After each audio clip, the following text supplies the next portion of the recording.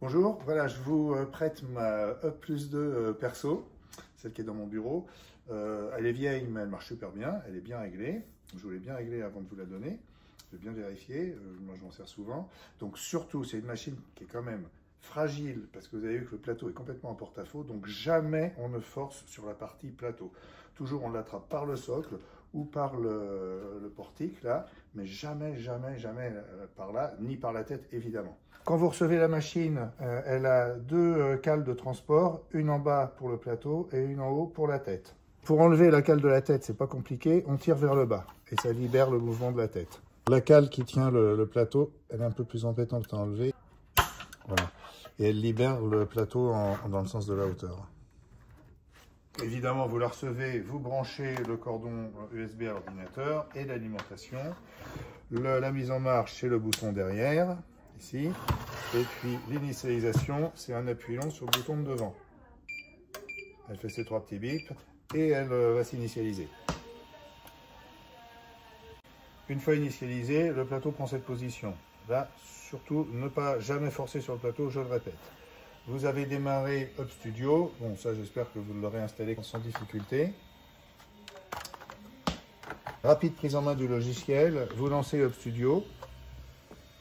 L'icône Up Studio, c'est celle-là.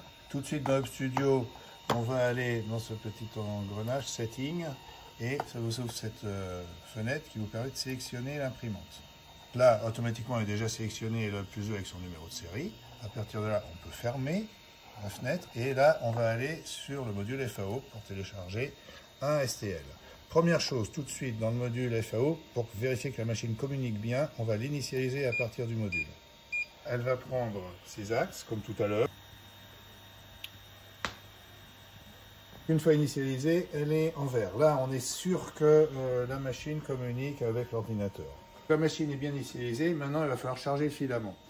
Vous aurez installé le support de bobine, sur lequel on peut mettre la bobine, et vous avez la gaine de passage de filament, c'est une gaine PTFE.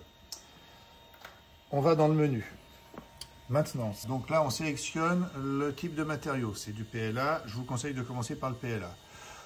Il faut indiquer le poids de la bobine, la machine ne le pèse pas, mais elle défalque au fur et à mesure que vous consommez. Par contre, ça, elle sait ce qu'elle consomme. Bon, vous aurez une bobine de 500 grammes, allez, on va mettre 500 grammes. Voilà.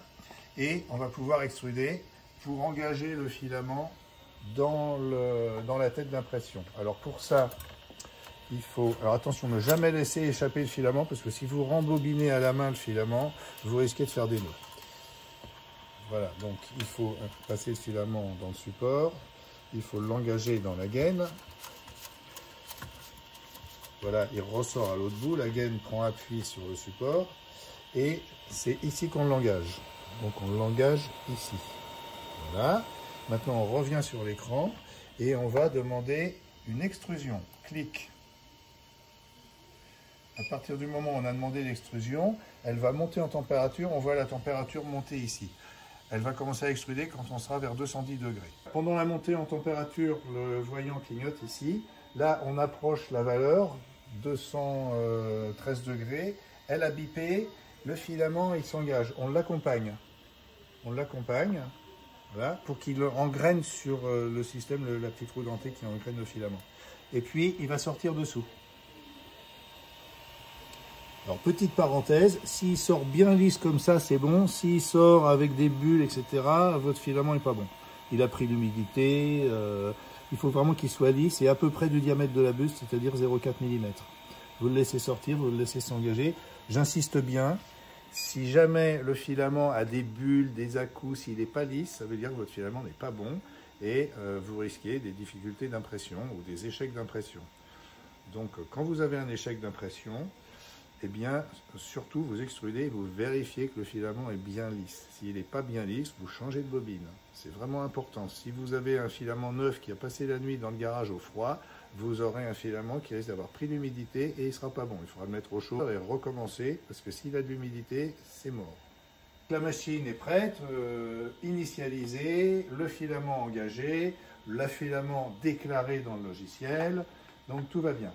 Maintenant, on va aller sur l'échelle et on va télécharger, charger le modèle qu'on veut imprimer. Alors moi, j'ai préparé là une charnière. C'est un modèle qui est sympa parce que ça permet de bien vérifier que la machine fonctionne.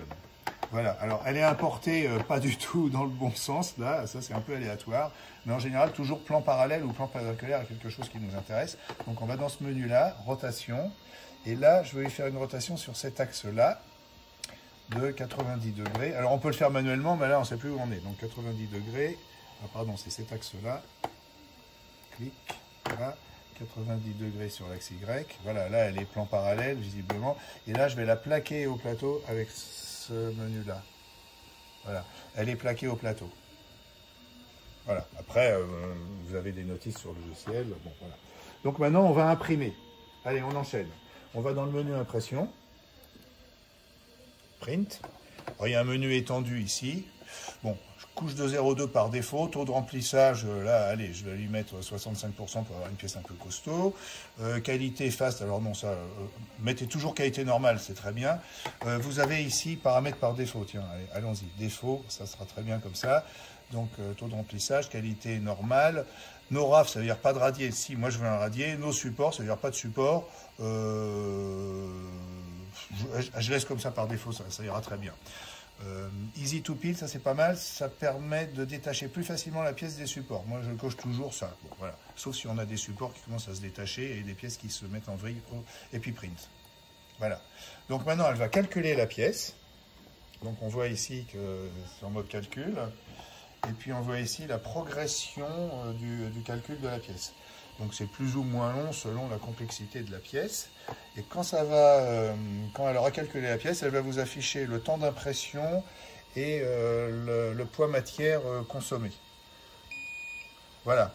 Donc là, ça va faire 1h13 et 22 grammes de matière. À partir de ce moment-là, la machine est devenue autonome. On pourrait la déconnecter de son cordon USB, on pourrait éteindre l'ordinateur. Que je clique OK ou pas OK.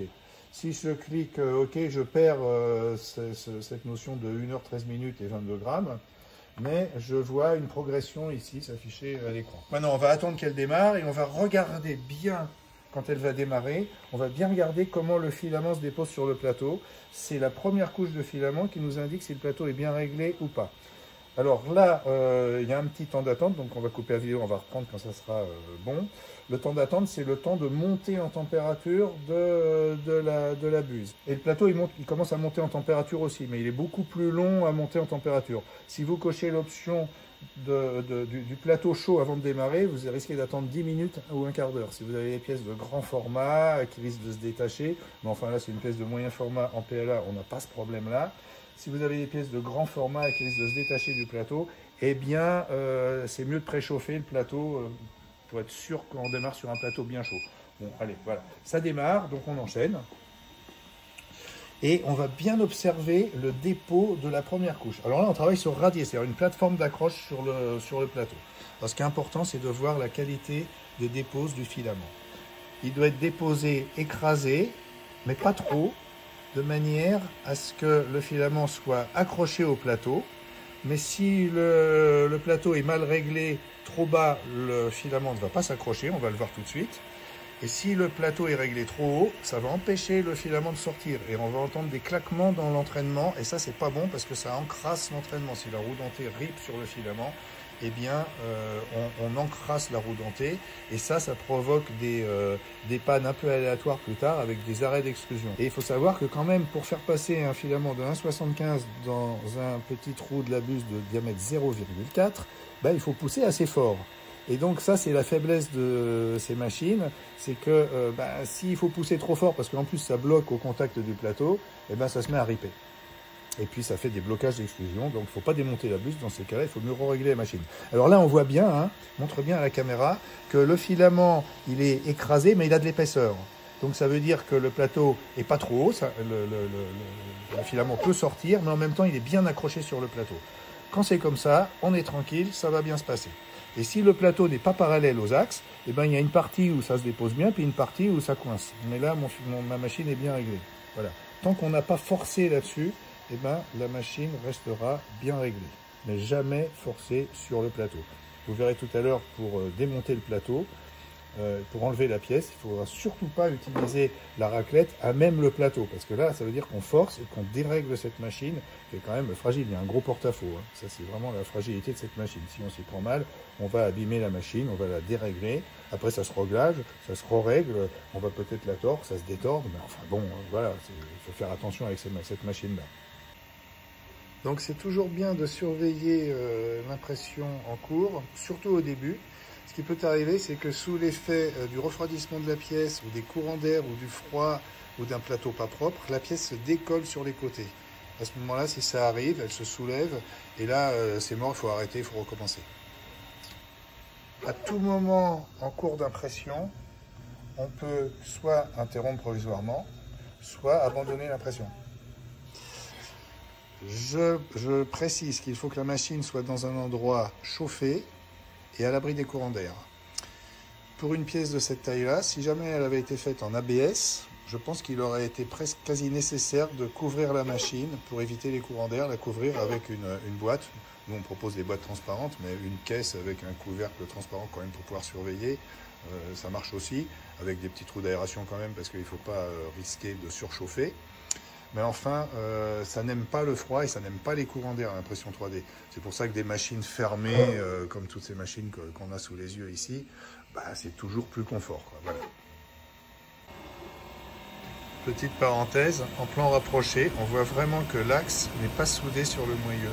Il y a vraiment une séparation entre les deux pièces. L'impression est terminée, donc on va récupérer la pièce. Pour cela, il faut retirer le plateau de la machine. Alors on va enlever... On va effacer les deux petites agrafes en face avant et on ne va surtout pas travailler sur le plateau de la machine. Il est fragile, on va dérégler la machine. Donc on va travailler sur la table. Le gant dans une main, la raclette dans l'autre. 100% des gens qui ne mettent pas le gant dans la main se blessent. Un jour ou l'autre. Parce qu'évidemment, on risque d'avoir à forcer un peu, puis cac, ça part dans la main. Donc il va falloir détacher la pièce du plateau en grattant. Voilà, on l'a détaché. Et maintenant, il va falloir détacher la pièce de son radier. Alors, selon les filaments, c'est plus ou moins facile à détacher les pièces de leur radier. Là, c'est pas un filament tier time, c'est pas... Tant qu'on la détache, voilà, elle est détachée. Voilà, et on obtient ça. Alors là, le côté un peu magique, c'est que si on se débrouille bien, avec un filament tiers-table, c'est toujours mieux, on va arriver à faire sauter les attaches qu'il y a entre les deux parties qui sont imbriquées l'une dans l'autre. Alors, je fais exprès de faire un peu levier pour faire circuler un petit peu les axes. Puis après, petit à petit, clac, voilà, ça a cédé. Voilà. Voilà, on a réussi à faire céder les petites attaches et on a deux pièces imprimées, imbriquées, mais qui ne sont pas collées ou très peu collées. On arrive à faire, voilà. Donc c'est un petit peu le côté magique de ça. Ça marche toujours mieux avec le filament de la marque, hein, qui est quand même, la machine, elle est réglée finement pour le filament de la marque. Mais là, c'est un filament de générique, bah, ça marche quand même. Voilà. Super, non? Donc prenez soin de cette machine qui est fragile. Je répète, ne forcez jamais sur ce plateau. Voilà. Quand on veut forcer, on détache le plateau. Alors pour remettre le plateau, d'abord il faut qu'il soit propre. Vous l'aurez bien gratté. Voilà. Les plateaux usagés, ben, toutes les alvéoles sont remplies. Éventuellement, si vous avez un doute ou si vous vous rendez compte que le plateau n'accroche pas bien, il faut le dégraisser, donc pas de produit. Du produit vaisselle, de l'eau chaude, et on le dégraisse comme ça, comme de la vaisselle, mais surtout pas de l'alcool ou de l'acétone ou des trucs que vous disent certains, ça c'est vraiment pas bien. On va le remettre en place, alors attention parce qu'il a un sens, parce que le capteur est pas pile au milieu, de toute façon le sens c'est le côté bien usé, donc on va le faire coulisser comme ça entre les petites agrafes, et puis on va remettre les agrafes dedans, donc à la main si on y arrive, ou alors on utilise des petits outils comme ça, cloc, cloc. C'est pas terrible d'utiliser une pince coupante comme pince, mais enfin voilà. Le plateau est en place, on peut redémarrer. Si on n'a touché à rien, la machine n'est pas déréglée. Une fois qu'elle est réglée, on repart, elle est réglée. Toujours on observera la première couche pour voir si la machine n'a pas été déréglée, si la première couche se dépose correctement. Voilà. Bon travail. Prenez soin de la machine.